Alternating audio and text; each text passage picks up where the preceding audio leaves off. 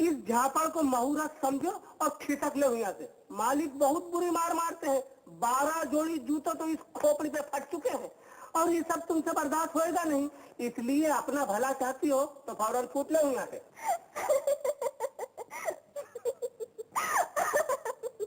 तू तो पागल नहीं मरती, तेरे को मालूम नहीं साला मालिक शन्नू को अपनी जोरू समझे है।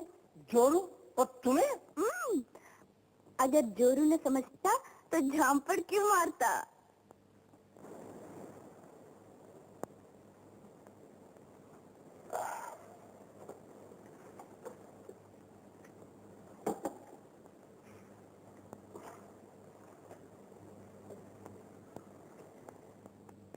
गुड मॉर्निंग सर, आज से हर सुबह यही जूस मिलेगा आपको। तुम यहाँ क्या कर रही हो? हिम्मत, उसको सौदा लाने बाजार भेजा है मैंने। पढ़ना जा। नहीं दूंगी, बहुत कर चुके अपनी मनमानी। अब तक इस घर में देखभाल करने वाली कोई नहीं थी ना, अब जो मैं कहूंगी वही करना होगा, समझे? और अब मैं किसी से डरूंगी भी नहीं। बजरंगबली, इस दुनिया में मुझसे बढ़कर बड़ा मूर्ख तुम्हारा और दूसरा भगत नहीं होगा। मैं खामखा बेचारी शन्नो को इस घर से निकालने के चक्कर में लगा रहा। वो शन्नो जिसने इस होटल को घर और मालिक को आदमी बना दिया है। मेरे पास वक्त बहुत कम है, शन्नु डाइनिंग रूम में इंतजार कर रही है, इसलिए बिजनेस की बात हो जाए। अरे ये बात तो पहले ही पक्की हो चुकी है पार्टनर। रुपए में 30 पैसे तुम्हारे, 70 पैसे हमारे। Wait a minute. दीवान साहब, आपकी जितनी उम्र बढ़ती जा रही है उतनी आपकी याददाश्त कम होती जा रही है। तय ये हुआ था जब मैं शन्नु को राजकुमारी रत्ना बना लूंगा तब बिजनेस की बात होगी, और अब बात ये है कि रुपए में 50 पैसे आपके और 50 पैसे मेरे। मंजूर हो तो मिलाइए हाथ, वरना ये रहा आपके प्लेन का टिकट। 3 बजे एयरपोर्ट पहुंच जाना। लेकिन तुमने उस लड़की को समझा दिया है कि उसे क्या करना है? वो राजी हो गई? आपका काम मुझसे हाथ मिलाना है, उसे बताना और राजी करना मेरा काम है। Okay partner, the deal is closed. We are partners 50-50।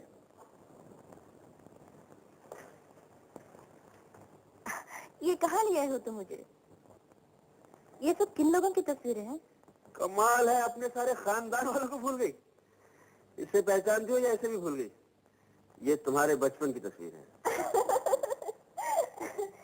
आज तुमको मुझसे मजाक करने का मुंह कैसे आ गया?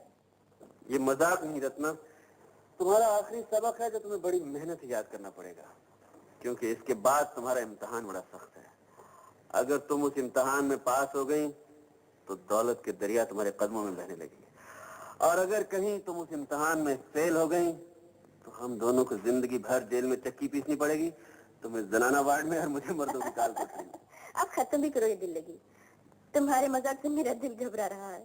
शनो, दिल का घबराना बंद करो और मेरी बात ध्यान देकर सुनो। तारागढ़ रियासत की ये वारिस राजकुमारी रत्ना जब 7 वर्ष की थी तो अपने पिता महाराजा हिम्मत सिंह और अपनी मां केसर कुंवर के साथ कार में प्रयागराज जा रहे थे। जब ये लोग घने जंगलों में से गुजर रहे थे तो महाराज के खानदानी दुश्मन तेजा सिंह ने हमला करके महाराज और महारानी को मौत के घाट उतार दिया और राजकुमारी रत्ना को घोड़े पर लेकर भाग निकला। उसी वक्त महाराज के एक वफादार नौकर जुम्मन खान ने तेजा सिंह को अपनी गोली का निशाना बनाया। तेजा सिंह जख्मी होकर भाग गया, लेकिन राजकुमारी रत्ना उसके हाथ से छूटकर दरिया में गिरकर मर गई। मगर रत्ना की लाश न मिलने की वजह से राजमाता के दिल में एक बात आज तक बची हुई है कि उसकी पोती रत्ना जिंदा है और कभी न कभी वापस जरूर आएगी। इसलिए तुम्हें राजकुमारी के बचपन की छोटी से छोटी बात भी अच्छी तरह याद करनी पड़ेगी और हर उस शख्स, हर उस जगह की तस्वीर अपने जहन में बिठानी पड़ेगी जिसका ताल्लुक राजकुमारी रत्ना की जिंदगी से रहा हो।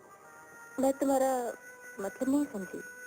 मतलब ये है शन्नो कि अगर आज राजकुमारी रत्ना जिंदा होती तो उसकी शक्ल हूबहू तुम्हारे जैसी होती।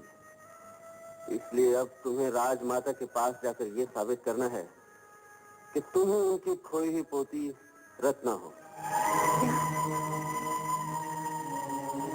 नहीं नहीं राजा, ये मुझसे नहीं हो सकता, ये मुझसे नहीं होगा। जरा होश में आकर बात करो शन्नो। राजा को जवाब में ना सुनने की आदत नहीं। तो क्या मेरे लिए तुम्हारी वो सारी हमदर्दी, वो प्यार, उससे ये धोखा करवाने के लिए एक फरेब था? फरेब तो तुम मुझे दे रही हो। दौलत की बख्शी हुई तमाम अय्याशी करते वक्त तुमने कभी एक बार सोचा ये दौलत कहाँ से आती है, कैसे आती है? और आज जब दौलत कमाने का वक्त आया तो तुम इसे फरेब समझने लगी। मैं पूछता हूँ, क्या समझकर एक अजनबी के घर इतने दिन मुफ्त के मजे लूटती रही? रिश्ता क्या है तुम्हारा मुझसे? कौन लगता हूँ मैं तुम्हारा? मुझसे भूल हो गई राजा, मैं धोखा खा गई। मैं समझती नहीं तुम्हें भी मुझसे प्यार हो गया है। प्यार? दोबारा ये मनहूस लफ्ज मेरे सामने जुबान पर मत लाना। राफत, हमदर्दी और प्यार के नाम पर मैंने बड़े बड़े फरेब खाए हैं। ये वो खूबसूरत फंदे हैं जिन्हें फेंक कर अकलमंद शिकारी दौलत के बड़े बड़े शिकार खेल। बस करो राजा, भगवान के लिए बस करो। मुझे नहीं मालूम था प्यार और इंसानियत के आड़ में मुझे दौलत पर कुर्बान करने के लिए तैयार किया जा रहा था। मैं भीख मांगकर अपना पेट भर लूंगी, मगर ऐसे नीच काम कभी नहीं करूंगी, कभी नहीं करूंगी। जाओ, चली जाओ अपनी उस इज्जत की दुनिया में जहाँ तुम्हारे माँ बाप ने तुम्हारी आबरू 300 रुपए में बेची थी, जहाँ एक दिन तुम्हें अपने पेट की खातिर अपनी जवानी 10 रुपए रात के भाव से बेचनी पड़ेगी और फिर एक दिन इसका खरीदार भी नहीं मिलेगा। सुनो, ये राजा का घर है, तुम्हें जो चाहिए लेकर दफा हो जाए यहाँ से। मैं खाली हाथ आई थी, खाली हाथ ही जा रही हूँ।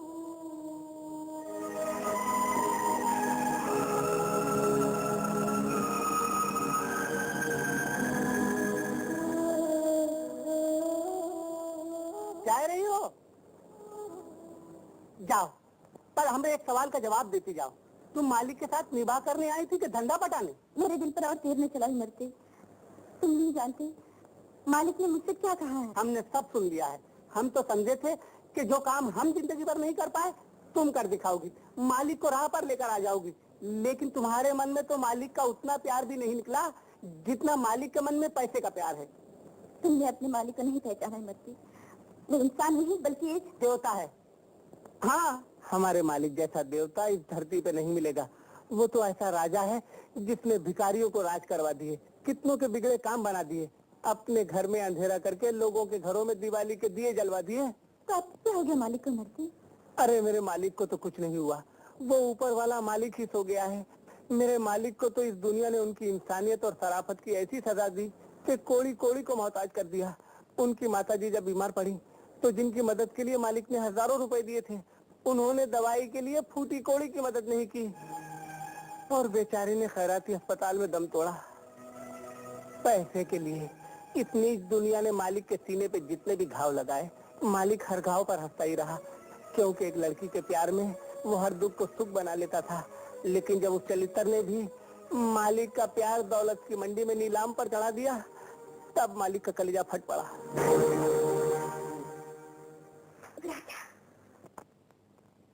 How dare you enter my desk? आप भी तो हमारे बचपन के दोस्त हैं लखपत सेठ। आप भी हमें भूल गए? Lakhpat, turn out. तुमने बगैर इजाजत अंदर आने की जुर्रत कैसे की? Out. Get out! Get out! मैं तुम्हें जेल करवा दूंगी। तुम्हारी ये मजाल कैसे हुई कि मेरे घर में लखपत की इतनी जरूरत करो? परेशान मत होइए, आपका चहीता लखपत हमारे जूतों की ठोकरें खाकर ही लखपति बना है। आप जरा अपनी बात कीजिए। मैं तुमसे बात ही नहीं करना चाहती, लेकिन ये समझ लो कि मैं तुम्हें अपनी जिंदगी की खुशियां कभी नहीं जाने दूंगी। आपकी जिंदगी की हर खुशी कभी हमसे सरकार, आपकी दुनिया का हर सुख कभी हमारे कदमों में था।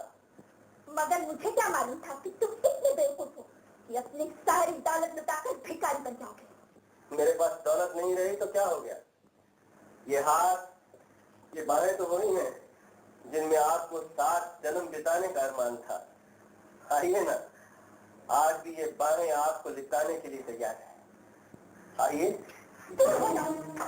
वो मेरा पागलपन था और ये तुम्हारा पागलपन है जो आज से मेरे सपने देख रहे हो। मैं तुम्हारे सपने नहीं देख रहा, बल्कि तुम्हारे सपने से होश में आकर मैं तेरा असली रूप देख रहा हूँ। नागिन, जा आज मैं तुझे आजाद करता हूँ। आज तूने मेरी आंखें खोल दी हैं, तूने मुझे बता दिया है कि दुनिया में दौलत की सबसे बड़ी चीज है। दौलत, सिर्फ दौलत। लेकिन ये पैसे का मन कैसे निकलेगा मालिक के मन से? अरे जो मन धर्म से मानने वाली होती हैं, वो अपने देवता के मन से रंडी सोच का मोह निकाल फेंकती हैं। तुम मालिक के मन से पैसे का मोह नहीं निकाल सकती। तुम ठीक कहते हो नरसिंह। मैं अपने धर्म की राह से भटक गई थी, लेकिन तुम विश्वास रखो, जब तक मैं मालिक के मन से ये पापी पैसे का मोह निकालकर अपना प्यार नहीं बता दूंगी, मैं उनके हुक्म पर चलूंगी। मैं उनकी हर खुशी पूरी करूंगी।